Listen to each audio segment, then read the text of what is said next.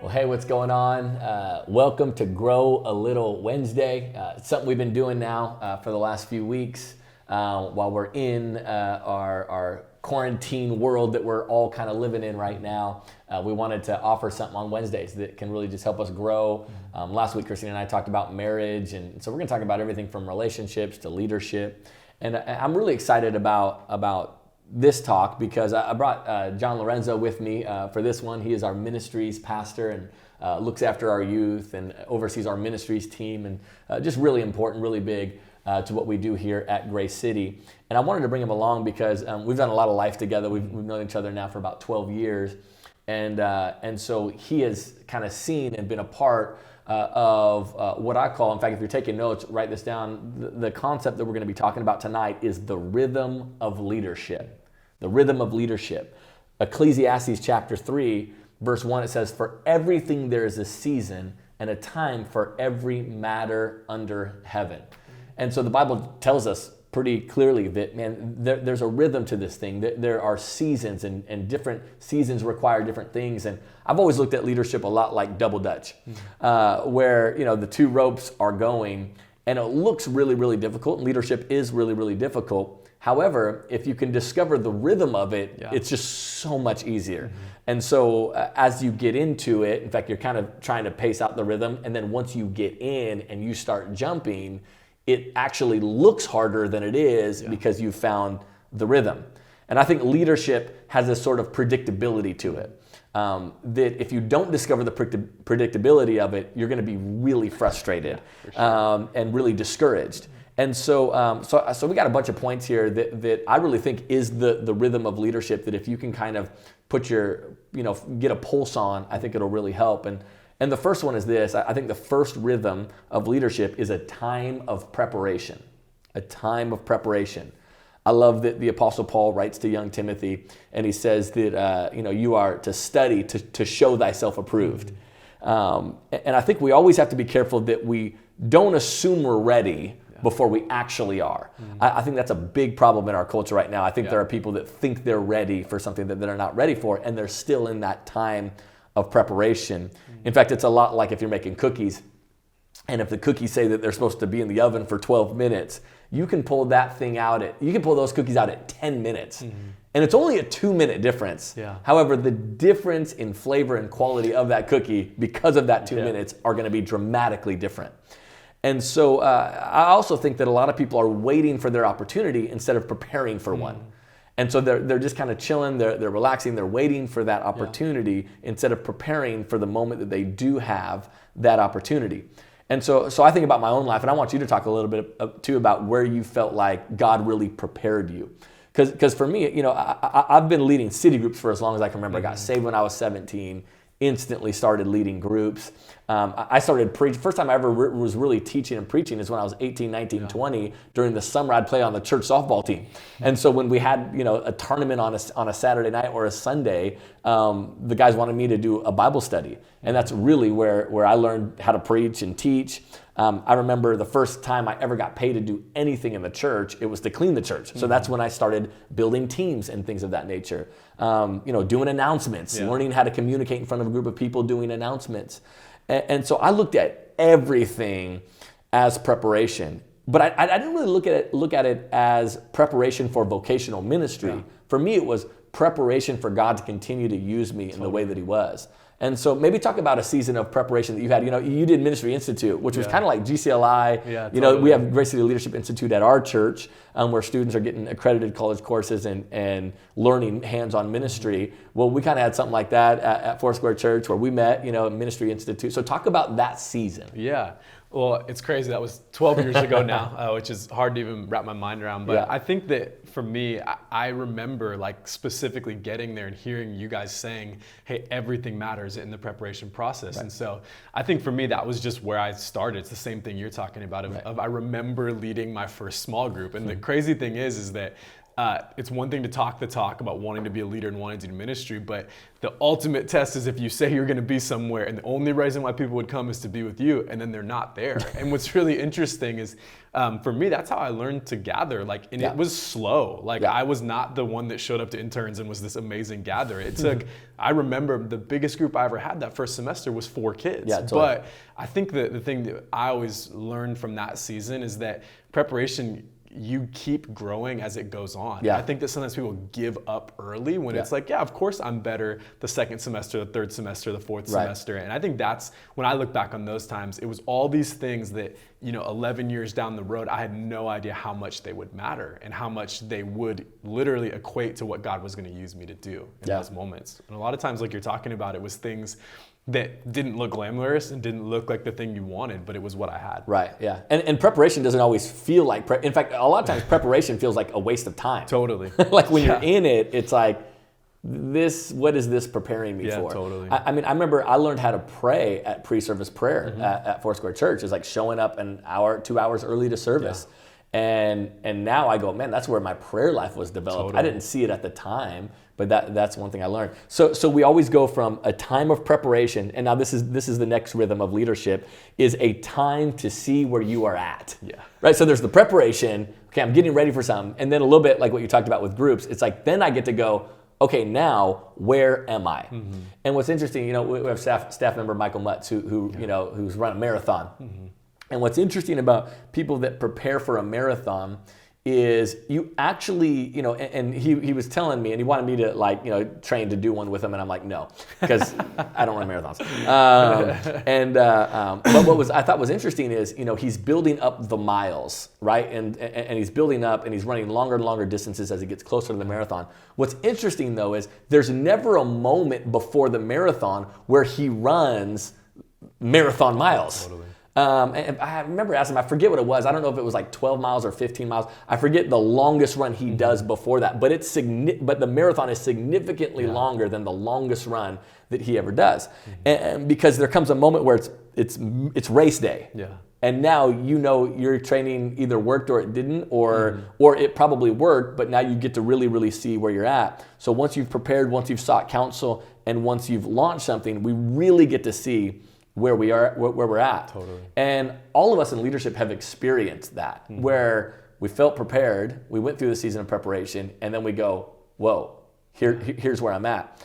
And I think too many times people freak out one way or the other, meaning these moments don't guarantee future success, nor do they guarantee future failure. Totally. It's just where you're at right now. So maybe talk about an eye-opening moment where you were like, oh man, I thought I didn't know I was here, but the proof is in the pudding. This is where I'm at. Totally. I think, the moments that you talked to us a lot about on a staff from this perspective now of setting those moments up for people of hey, how do we set people up in these environments to win and also maybe to lose? That's kind of what you're talking about. And I think one thing that I've had to learn from these times is just we're way too scared of failure in our culture. Agreed. We're so scared of it in ministry. And I remember one of those specific times was when I was leading my first campus. This is a few years into the process of being a youth leader now, to where I had built a team and I had done these things. And we were trying to put together an event on. We were trying to take care of kids in the morning, do breakfast stuff.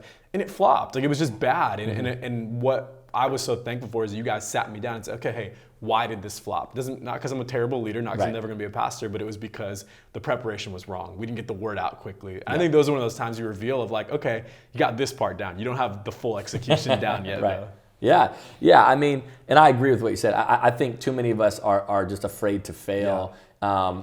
But the reality is, whether you get the win or whether you fail, it's just good to know where you're at. Mm-hmm. So just don't be afraid of that. Don't be overly discouraged if you discovered where you were at was, okay, I need to cook a little longer, or man, I need to work on some things. And so I think we can't be afraid of that. Mm-hmm. Okay, so you have a time of preparation, then a time to see where you're at, and then the third rhythm of leadership that I've found over the years is after those two things come, a time to recalibrate. And now once we see where we are, then we have to be willing to recalibrate. But I think there's a few reasons why people don't recalibrate. Why people go, okay, here's where I'm at, and they don't pause and recalibrate. I think one of those reasons is pride. Yeah. So I think sometimes we just don't recalibrate out of pride, because if we recalibrate and have to go back to the drawing board, we feel like we're admitting something. Yeah. I think the other reason why sometimes we don't recalibrate is just a lack of awareness.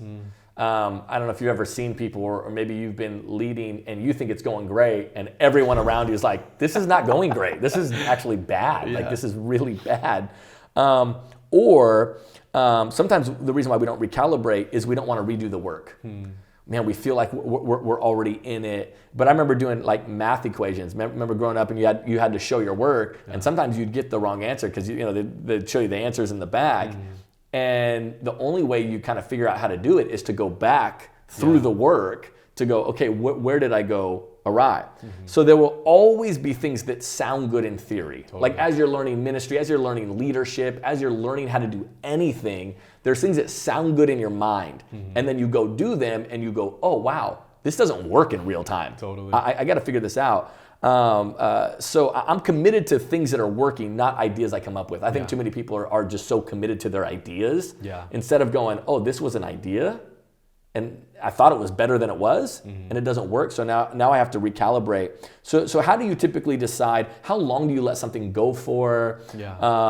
When do you decide, okay, I have to recalibrate now? Yeah.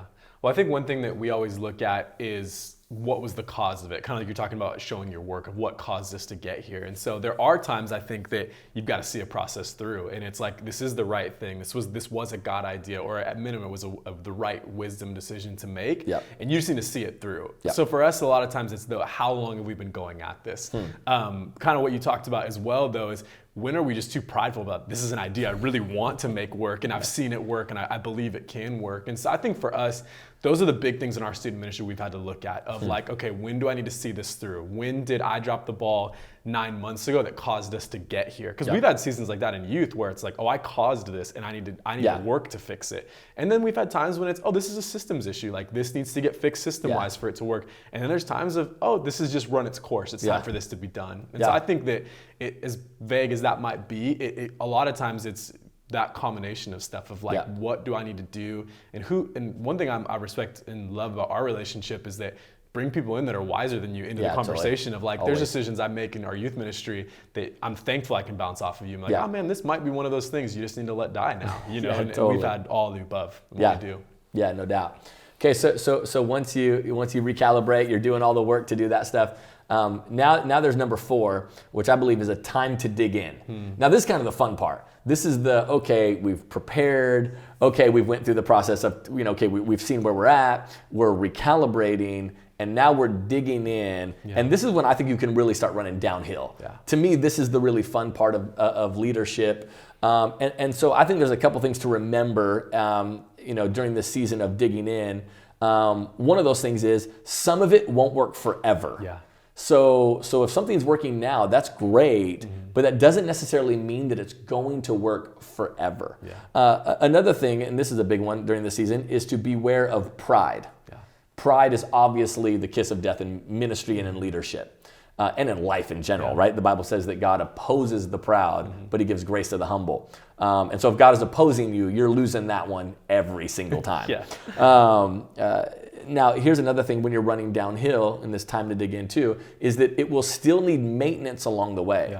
So just because something is working, like your car can be running, but you still have to get oil changes. Things still, even things that work, still need maintenance. A marriage that is working still needs maintenance. Friendships that are working still need maintenance. Another thing to remember in this season of when you're just digging in and you're in a groove, you're in a rhythm, is to enjoy it. Sometimes I think we forget that. Sometimes we're in a great season and we just forget to enjoy it. Sometimes I think as people, we're better when things aren't working than sometimes we are when things are working. Because when things aren't working, I know what to do. I know how to hover, and I know how to put my hands on stuff, and I know how to tinker with stuff. When things are working, it's like I don't know how to just enjoy the ride. And I think we have to learn that. And then the big one is with this as well is to recreate before you have to. Totally. I like to change things up. It's the whole curve, right? I like to jump off at the top of that curve and not let that thing start to go backwards momentum. So how do you steward great and fruitful seasons in times of leadership? How do you keep people motivated when everything's kind of working? Totally. I remember you telling me during one of those seasons in our youth ministry, and I think it was in a staff meeting, of saying, man, when the wind is at your back, enjoy it, because it's not going to be there forever. Right. And I think that when I think back on our church and our youth ministry, that second year of our youth ministry was really like that. We had done the groundwork. We were the new thing in our city. We had built a strong team and a strong culture. And even as you look back historically, those were consistently our biggest weekly numbers we ever had. Like there was a time where it just felt like, oh, we can't lose right now. Totally. We're doing all this new stuff. And so I think that the way that we keep people motivated and kept ourselves motivated is just vision. One thing I respect about our church is that we don't ever drink our own Kool-Aid of like, dude, even with what God's done, which is a miracle, there's thousands and thousands of kids that don't know Jesus in our city. And so I think that was what we saw the church doing, and I tried to do as well. Man, the vision is the lost. Like the vision is the kingdom. Great, we have a couple hundred kids here. There's thousands that have never stepped foot. And I think as long as we do that, that vision will propel us to try to keep, like you're talking, jump off that curve, see the next season, see the next schools to reach, the next things that we have in front of us as a team. Yeah, and I think, we say this all the time around here, you just can't roll the ball out. Yeah. I don't care how much momentum you have. I don't care. I mean, God's really graced us, and we've started services at, like, we've had service times at 4:30. Like, who goes to church at 4:30? And those services have blown up. And I think sometimes we've had to be careful as we get into this thing of not just assuming things are going to work, because a lot of things work. And I think you just got to continually stay hungry, even when you're in that season, when things are really working. So after a time to dig in, now this is always an interesting one. This is sometimes the trickiest part of leadership, is then after that, there's always a time to navigate the curveballs. Because curveballs are coming, man. Things you didn't see coming, things you couldn't have prepped for, things you couldn't have planned for. Something is going to happen while things are moving forward. Random things are going to come into the equation that will want to get you sidetracked. And I was talking to my buddy Tyler, and we talk about leadership all the time. And his church is 2 years old, and we'll have these kind of conversations about leadership. And the thing I always just come back to is, what's the issue this week? Because we go, man, right about the time I got a handle on this, it's this. And I'm like, yep, that is leadership, is a season to navigate the curveballs. Now, the curveballs oftentimes, and by the way, just because there are issues doesn't mean the thing's not working. So sometimes it's just curveballs. And so what's weird about leadership too is sometimes these things they'll be both personal and in leadership. Sometimes the curveballs will be personal. Somebody in your family gets a serious diagnosis. Somebody may have a pregnancy that goes awry. Like there are personal curveballs, and then there are leadership curveballs. So you had a little bit of a curveball. So we changed the flow of how we do youth ministry and all that kind of stuff. And I remember you coming in my office like the next day, and the reaction of the students wasn't what you thought it would be. Guys, this is real life leadership stuff you're getting right now. Everything doesn't work, or everything doesn't go as planned at Grace City Church. It might seem like that from the outside, but it does not. And so maybe talk about how you felt as a leader.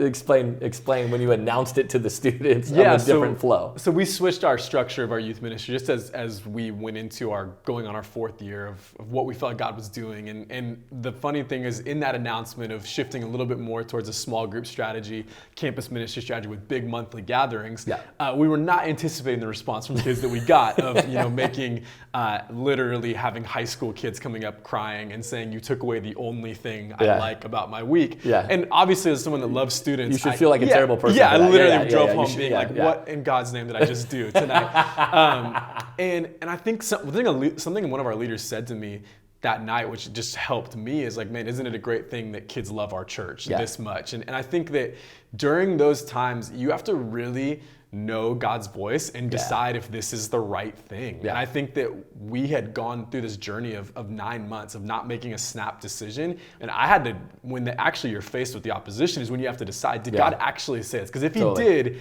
it doesn't matter. You have to keep pushing forward. And so that was our biggest navigation thing of saying, and I think too, being humble enough to say, we dropped the ball on some things in the transition of we could have handled some of the communication better, and we probably should have done this a certain way.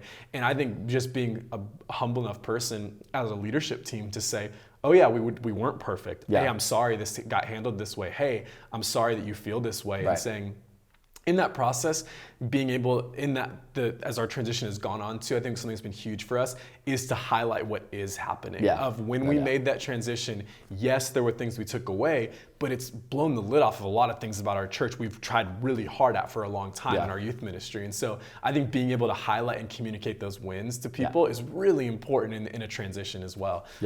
Because in those recalibration seasons, it can get overwhelming. Just feel like everything's negative. This person's mad, this got taken away, instead of saying, well, no, this is what's going on because of it on our team. So that's for us. So how long did it take you to recover? So you're up there and you said, hey guys, we're going to go to monthly services. We're doing this, XYZ. And you can feel it in the room, right? So how long did it take you to recover from that, to go, dang, like how long did it take you to recover from that? Well, luckily we did our monthly gathering in the new building the next week. And so I got a big win the next week because there was a bunch of kids there and we had this big special night.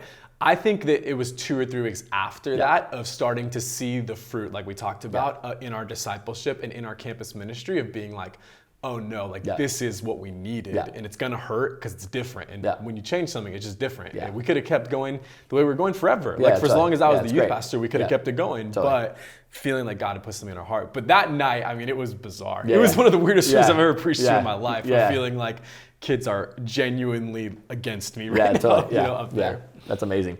So then you have a time to navigate curveballs, and then there's, I love this time. This is another one of those good times. A time to feel strong. A time to feel strong.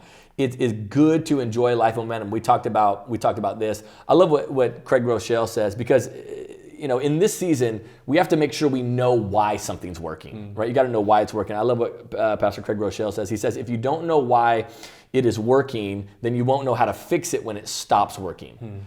And so I've always felt like a time to feel strong, like when our church has been built off momentum over the last 5.5 years, 5 years, not even 5 years. And we went from momentum to momentum to momentum. And I just believe it's in these seasons you got to pray differently. These are the moments you should build your faith to ask God for just bigger stuff than you can even wrap your mind around. And so, I think this is the fruit of leadership. This is when you have the rhythm of leadership, when you've had your preparation time, you've had time to see where you're at, you've recalibrated, you've dug in, you had to navigate curveballs, now you get to feel strong. How good do those seasons feel in leadership when you go, this is the fruit of effective, good leadership? Totally. I think one thing that you always push us as a team is our faith should grow from what God has done. And I think one thing that our team just wants to not be are people that just sit back and say, hey, just coast it out from here on now. And so I think that's for us. What God has done in the past ought to give us faith to the future. And as simple as that leadership point is, it has to leak into your decision making and the way that you build your team and the way that you plan new events and the way that you go after new things. Because we've seen in every ministry in our church, it's easy to keep rolling things out. And a lot of times we do that. But what is the new thing? Like, what is God saying that's new? And what are the things that we're trying to have new faith for? Because I think that Grace City has done what you're talking about of going momentum, because we keep going after it and keep trying new things. Because I don't want to be the leader that has a 10-year run in student ministry of doing the same thing for 10 years. It's like, we could have done that. There was a lot of people that do that, but we want to say, man, if God did it, he's maybe going to do it again. We got to step out in faith and build our teams and create budgets and cast vision and get the church on board for what we're doing next. I think a lot of people forget that reaping still takes work. Totally. I think people are like, oh, I want to, you reap what you sow, and okay, now we're in harvest season. Harvest season still takes work. You still got to get out and pick the berries and clean them and prepare them. Like, it still takes work. Yeah. And so I think, but it's in those moments that I think you look back and you get to experience the fruit of leadership. And I think that's a pretty beautiful thing. And then this is the last rhythm to discuss, is a time to start over. Yeah. Right? Because this is the cyclical nature of leadership. Time of preparation, time to see where you're at, a time to recalibrate, a time to dig in, then you got to navigate curveballs, a time to feel strong, and then in every season, then it goes back. Yeah. Now you're prepping for the next season, and then and then you see where you're at in that season. And by the way, this is the game of life, and it will never end. Yeah. And by the way, this is true of your marriage. This is true of raising children. This is true of starting businesses, of being a worker, being an employee, being a student. This is the cyclical nature of life.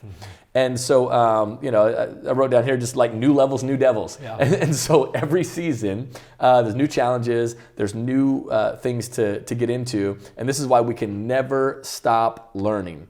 And I'm a firm believer in this. If you don't love preparation, you will hate the long game of leadership. Totally. If you don't love the preparation, if you don't learn to love this cyclical nature, then you are going to bow out of one of these, Yeah. and man, you won't get to where you want to get to in leadership. And so maybe talk real briefly just about the unending pursuit of, okay, we do all this stuff and now it starts over. Yeah. Well, I think that the least successful seasons in leadership have been ones when I thought it was going to be the same way it was the next year as it was the last year. And so I think that's one of those lessons you have to learn, unfortunately, by experience. Hopefully, because you're watching this, you're not going to learn from experience. You're going to take that and go into the next season. But I think for me, youth is the most brutal way to learn this lesson, because whoever was your core kids, you graduated them. And so I think for us, that's that process of understanding that it doesn't matter what happened last season. We always are restarting, and we're always trying to get better and always trying to try new things of just, we serve a creative God, and in ministry, we should want to do new things. We should want to say, man, there's the harvest is plentiful. We got to go out and get after it, like you're talking about. Yeah, and I think, I want to encourage everybody kind of watching this. Leadership in life, it does have a rhythm, and there is a cyclical nature to it. And if you're not careful, you will find that mundane and boring. And it is mundane and boring if the Spirit of God is not with you. And so, but if you carry the Spirit of God with you in all of these seasons, man, only God can take a mundane, day in and day out thing and breathe into it and make it, man, anything can happen. Yeah. And so I would encourage you to look at these and maybe even to figure out what season of leadership you are currently in right now and go, okay, cool. Because these are seasonal and these things don't last forever, right? A time to navigate curveballs is seasonal. Yeah. And then you get to feel strong, a time to feel strong. Then you get to start over and then you prepare again. And so, there is a rhythm to leadership that if you engage it, if you lean into it, I think you'll really, really learn to enjoy it in every area of your life, from home life to academic life to work life. And so thank you so much for watching. Thank you so much for checking this out. If you ever have any leadership questions at all, shoot me an email, andrew@gracecity.com, and would love to just talk leadership with you during this season. Hope you're staying safe, and hope you're trusting Jesus more than ever. Love you, and we'll see you soon.